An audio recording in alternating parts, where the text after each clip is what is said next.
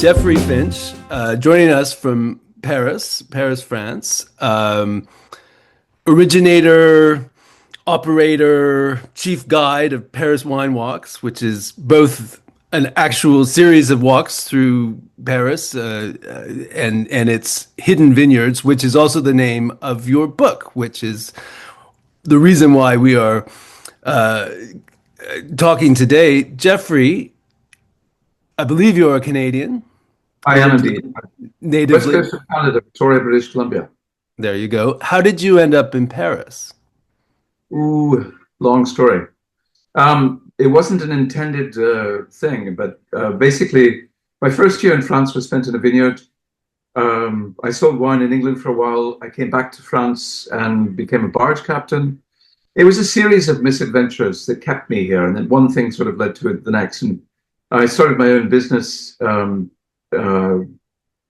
Actually, I started working officially in France in 1987 and started my own wine and gastronomic touring business. And then, yeah, it's just sort of, so I've been involved with wine and wine touring in France for a very long time. And initially, my discovery of the vineyards of Paris was really not exactly a happenstance. It was something that, I mean, I was aware of the vineyards of Paris. I knew that there was more than one. But when I started researching it, I was actually staggered by the extent. But beyond that, I then became familiar with the actual history of all of this and discovered that the Île-de-France, the region around Paris, was the largest vineyard region of the entire world up until 2 centuries ago. And, you know, nobody's ever really heard of it. So that was kind of, that in itself was a bit of a shocker because you know about, I mean, everyone reads about or hears about the vineyards of France. You don't think of Paris as a wine producing region. And yet it was the largest in the world until 2 centuries ago. It's become again. Basically, as I started to look into this, I mean, I was kind of, I was amazed by the number of vineyards, the extent and the scope, the number of vineyards that are actually producing wine. I mean, they're small, obviously. Most of them are inconsequential. They really don't even, I mean, a lot of people wouldn't probably even consider them vineyards. They're collections of vines, and the ones that actually produce wine are producing wine in such small quantities as to be practically negligible, but they're making wine. So there's about 13 of the 29, I count, vineyards today that are actually making wine as well. So that's the biggest, of course, has been up until 3 years ago, the Clos Montmartre. It's no longer, but the one that is going to exceed it in terms of production hasn't yet really begun production. It takes a while for vines to take. And this year, rather than make wine, the woman who's behind that project, which is in the Hippodrome de Paris, the east side of Paris, decided to make beer, which is a weird thing to do with grapes, but it's actually really good. I mean, I have a bottle, one of the bottles from the other vineyard that she has, which is in the Marais. And she made 3 or 4 different varieties, and they're actually quite good. But yeah, I mean, the story is a truly remarkable one because. When you think of wine as having been the economic driver, this is what actually created, to a very large extent, this is what created Paris. The wealth that was generated through the sale of wine was absolutely staggering, in fact. And this is something that doesn't seem to be, it's not something that's referred to very often. Well, you say, I mean, you're right. I'm paraphrasing, but if you look at Notre Dame Cathedral, this was built on the wealth of wine. The entire Gothic That style of is exactly architecture true. is. Absolutely. The Gothic style, which originated in the Seine Valley, the area around Paris, was fueled entirely by the sale of wine. I mean, the amount of money that was actually made through the sale of wine was, as I say, staggering.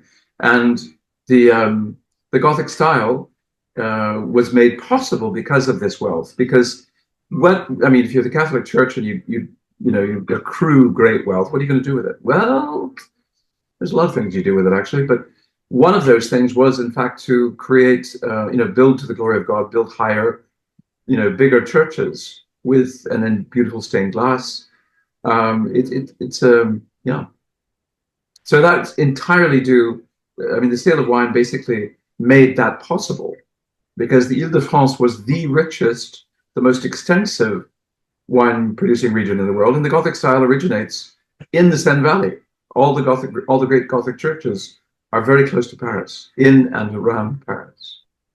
And so if I have the history correct, as as as I read it in your book, first there's a kind of transportation revolution which brings wine from outside of what you call France, the Ile-de-France, from the regions that we know better, and then finally the Industrial Revolution, and then development buries the vines for the city of Paris.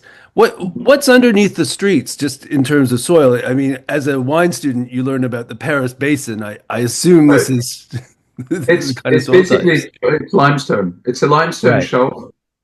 There's some clay, obviously, but it's predominantly limestone. And obviously, the limestone is what was used to build all the great cathedrals.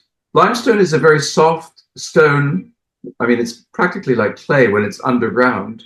And so when it's quarried, you can carve it very easily. And this is one of the things that I was always sort of baffled by was how flamboyant Gothic, for example, these incredibly intricate carvings of stone, which if you tried to carve it in its hardened state, would certainly break or it would chip or something. But when it's soft, you can practically carve it with a spoon. So it's predominantly, yes, it's mostly limestone.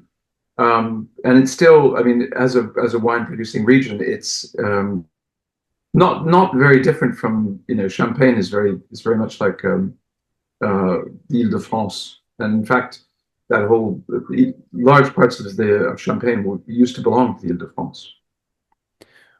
One of the things that I like about the book, as a sort of vicarious tourist, I try to get to Paris when I can, but it's not as often as I'd like, is that the sites of the vineyards are sort of spread around in places where I might not, as a tourist, end up. Can you tell me a bit about where, what vestiges or new plantings have emerged, that are part of your itinerary when you're leading people around, either in your book or in the real Well, life? once we visit the main vineyards that are included in Paris Wine Walks, which is this walking touring business that I created um, through. Well, there's another branch of sort of the mother, you could say, is taste tours. Taste tours being regional wine tours all over France. I do luxury tours still to the main vineyards of France, but Paris Wine Walks, the actual walks that were the most popular. What I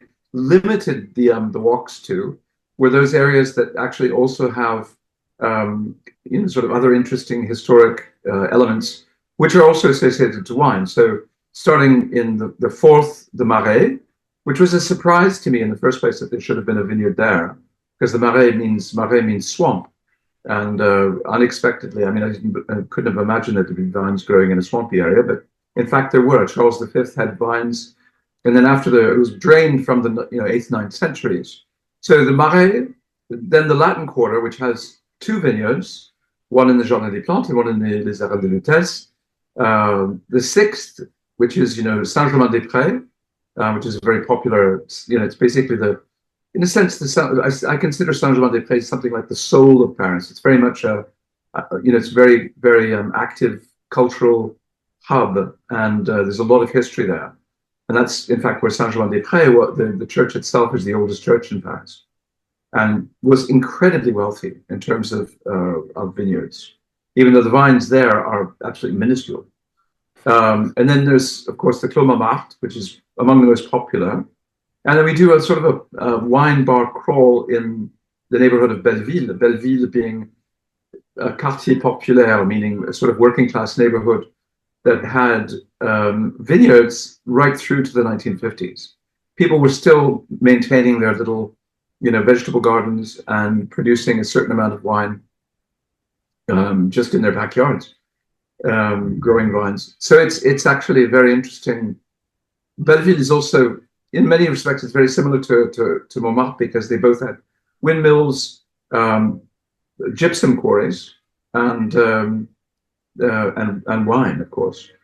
Belleville remains, I mean, today is, it was one of the poorest neighborhoods of the city that's gradually becoming more and more gentrified. It's actually quite fun. So we do, I mean, that's where a lot of, most of the sort of hipster natural wine bars are all focused on the east side of the city. And that's, so we do, what we're doing is in fact a sort of a wine bar crawl through Belleville.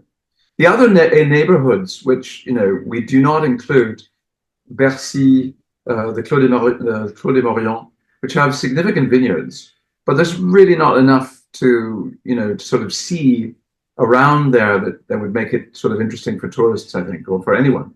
I mean, the vineyards themselves are kind of interesting, but there's not much in those neighborhoods to warrant, organizing a tour. Voila. When you just then you were talking about Belleville and natural wine is certainly in terms of in the world wine scene. Paris is I think a center of natural wine and that movement. In Canada, it's spread certainly to Montreal, a little bit in downtown Toronto and Vancouver, I'm sure, or Victoria or wherever else. But you make a connection between this sort of resurgence of Parisian vines and the natural wine movement. Can you talk a little bit about that? Absolutely. I really believe that, I mean, Paris has always been the sort of the capital of wine. The volumes of wine that were actually consumed here and still are consumed here are significant. The number of wine bars, wine shops, the focus on wine here is still very, very, very vibrant. The natural wine movement, I would say, really does begin here because natural wine actually it's a very interesting thing, but there's a confusion, I think, in most people's minds about what that is, where it started, and so on. It certainly wasn't started recently. It's very old, not very old. I mean, it was in the 1930s in Beaujolais, in fact. This is where the natural wine, the idea of what is natural wine being wines without additional sulfur. I mean, anything that's fermented is going to have a certain amount of sulfur. The addition of sulfur, I mean, additional sulfur is basically just used as a barrier against the proliferation of bad bacteria. So it's hygienic. And personally, I mean, I don't really consider that there's anything terribly wrong with a little bit of sulfur. There's different kinds of sulfur. That's a whole long issue, but not to go into that in detail. But the natural wine movement, not adding sulfur, actually begins in Beaujolais in the 1930s, was revived again in Beaujolais in the 1960s. And it wasn't until, I mean, in the last 20 years, I would say, that it sort of began to grow into something as there was a greater awareness of the loss of the microbiological activity of soils. I mean, soils have been killed because of pesticides, insecticides, herbicides, fungicides. The use of chemicals in farming have destroyed soils everywhere. This is not just France. And so an awareness of how this actually impacts not just the environment, but also one's consumption. I mean, how much of that is actually being consumed? I can tell you it's a lot. There's thousands more times the quantities of pesticides in wines that are considered tolerable in drinking water very often. So that's a frightening thing. So if you're not drinking natural wine, if you're not drinking organic or biodynamic, you're consuming pesticides. You're consuming pesticides in sometimes very, very high doses. And that, personally, I find absolutely reprehensible. And so I've been a defender of real wine, natural wine. I say real wine because I like to say, well, living vines, living wines. So that includes organic and biodynamic when they're organic when it's done properly, because there's a lot of organic that isn't. And then, obviously the thing about natural wine is that there's a slight difference. I mean, I think sulfur can kind of inhibit the true sensation of the wine, the true feeling of what the wine is to a certain degree. But that much said, I think for the most part, it's not a bad thing. I mean, I think it's been confused. And I think a lot of people are confused about sulfur as well in terms of getting headaches. Frankly, I can just say, if you go to the supermarket, buy anything that's wrapped in cellophane, it'll have 20 times, 30 times, 60 times the quantity of sulfur that is ever used in winemaking. That is something people don't seem to understand. All those dried fruits, I mean, they've got way more sulfur than the wine will ever have. If you're not getting a headache from that, I don't think that's the problem. Personally, I know it's not that. It's the pesticides. Back to the book. As exhaustive as it is, it's a pretty Right. slim volume. Do Yeah, you imagine as the vines of Paris grow that there'll be new editions of the book? That absolutely. will the book grow? Yeah, I was supposed to. I mean, because there are. Um, when I published the book, I was unaware of the fact that the this vineyard in Hippodrome de Paris even existed. So, I mean, I only found out about it after I published.